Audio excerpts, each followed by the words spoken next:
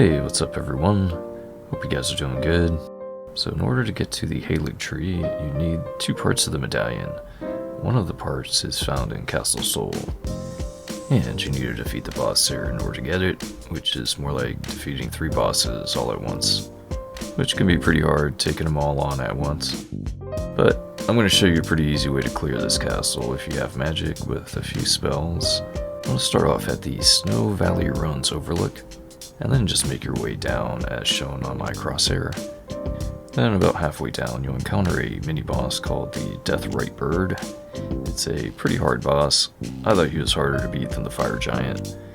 There is a way to cheese him though, as you could get him to fall off the cliff and just insta-kill him. I have a little guide on that if you want to check that out. Or you could just run right by him, as he is pretty easy to run by on horseback. And make sure to take out the walking mausoleum that's right out front of the castle, as if you come back at a certain time after completing certain events, it'll be bugged and it just won't give you the remembrance duplication. You take those out just by attacking those little crustaceans that are around his feet. And eventually you'll just fall down to the ground to where you can walk on in and collect the remembrance. Try not to stay underneath him when you're attacking him either, as it can come down pretty fast before you know it and kill you. There are these 2 lions that are guarding the gate here that are pretty fast. They have a really high agility and they're really good at dodging projectiles. This is the first time that I actually had to kill them. I was able to cheese them with Ambush Shard, which is a really good spell, probably one of the most cheesiest spells in the game. It's not the most entertaining way to clear out an area, but definitely one of the easier ways. And you get that from doing the side quests for Selin, as well as some other good spells. I have a guide for that, which I'll post a link in the description below.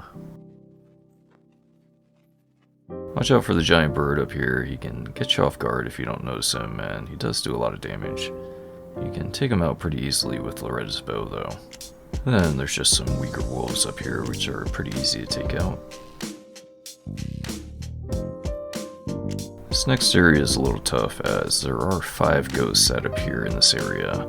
There's 2 on the main floor here, and then 2 up the ladder, 1 archer, and then 1 main knight that summons. Now, you don't have to face the 2 that are up the ladder, but there is a gold run up there if you want to grab that real fast. The main knight that's further up does use a teleporting ability, which makes him pretty difficult.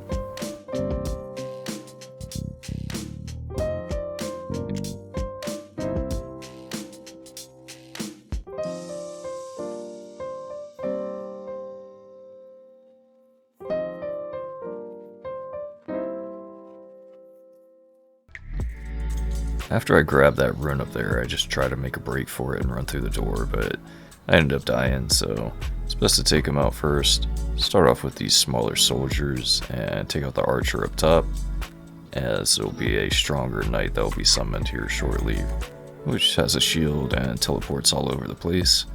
He's susceptible to Ambush Shard as well, or if you have Spiral Shard, that would probably work pretty good too.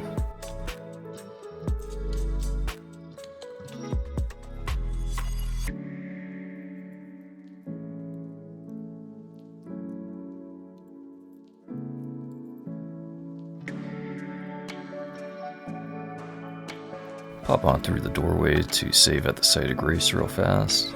Don't forget to grab the legendary curved sword that's sitting in the church here. It causes Death Blight buildup, which is more for PvP. It's only used on Tarnished. If you build up enough of it, it'll eventually kill him. It does have a special ability though that has an AoE effect that works on everything though. So up here there's a talisman that greatly raises maximum FP. One of those knights that teleports all over the place is guarding it. You could just run right by him and grab it real fast, as he doesn't really give you anything good for killing him.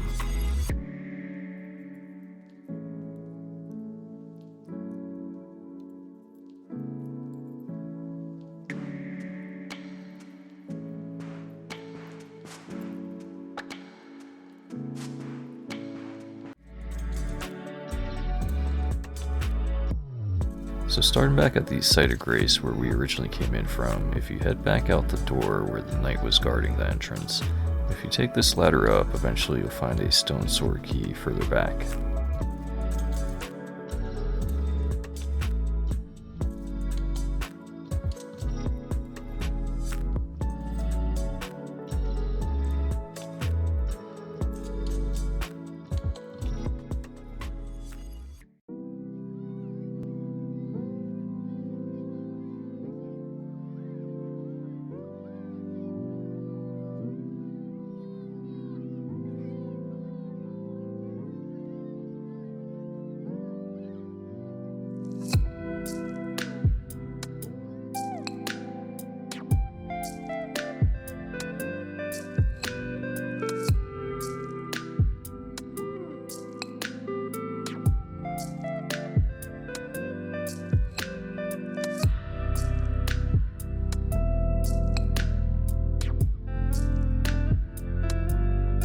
Then just make a break for it for the boss here, as I think we pretty much got everything in this castle.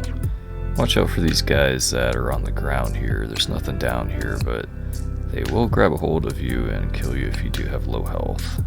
But if you have some high arcane, they will drop a pretty rare helmet, which has a pretty unique ability that buffs up madness damage. So the easy noob way to defeat this boss here is just kite him. The Black Knife Assassin summon works really good, as she's really good at evading attacks. I have her upgraded to +10, but if you have another tanky summon, you can use that as well. Just something to distract them for a while. I was able to just kite them for a while until they just stopped paying attention to me. And I was able to cheese them with Comet Azor, as they just kind of huddled around my spirit summon. I'd advise trying to take out the smaller ghost summons first, as they're a lot weaker and have a lot less health. Once you start attacking the commander, he'll start focusing on you as well, and he's got a few abilities that can close the gap on you pretty easily. Pretty much just took him out with Comet Azor and the Sword of Night and Flame. And this is when the Sword of Night and Flame was not really nerfed that hard yet. You can get the hidden tier to mix in the Flask of Wondrous Physics, and that basically just eliminates all FP consumption, so you could probably just one-shot this boss with Comet Azor. Mix that with Terra Magica, and yeah, you could probably take him out with one shot, as long as you can get him to stay in place long enough while he's attacking your summon. Watch out when he does this slamming AoE attack, because he'll either follow it up with a jumping slamming attack, which is probably like a 2-second delay, or he'll follow it up with a charging attack. And after the jumping attack, he does another 2 attacks after that. I got hit with the jumping attack twice like a noob, but it's pretty forgiving as it didn't kill me, and I only have like 500 hit points and some really light armor.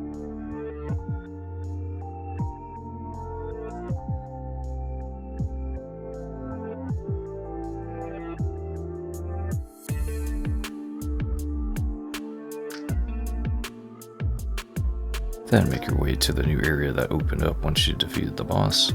Take the lift all the way up and you'll receive the Haligtree secret medallion left side. And you get the right side from a guy that's disguising himself as a pot. And I'll post a link in the description below for a guide on that one as well.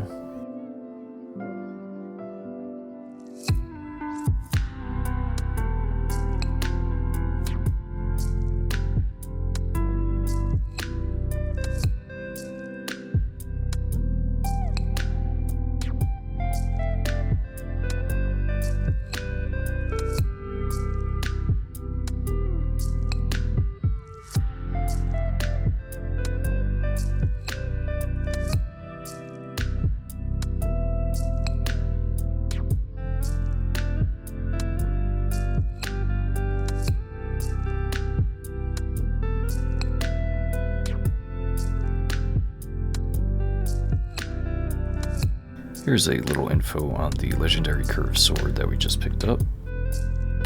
And here's the fist weapon that we got from defeating the boss, which I'll also show you a demo of their abilities. And you can also purchase the armor once you defeat the boss at the Round Table Hold.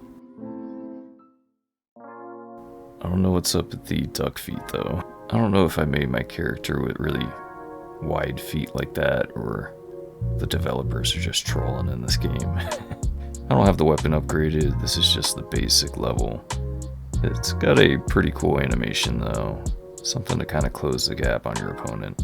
Looks like the weapon has a lightning damage passive effect too.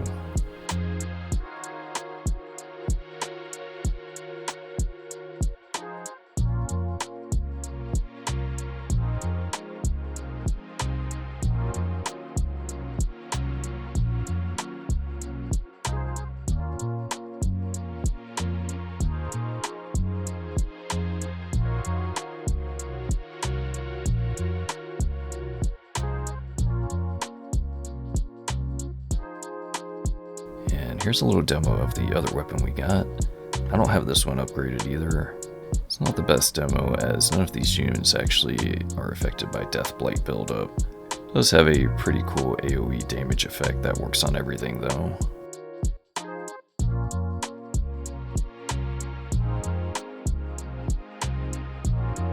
hope this helps you guys out, and if it does, hit that subscribe so you can stay notified. Take it easy, and hope to see you on the next one.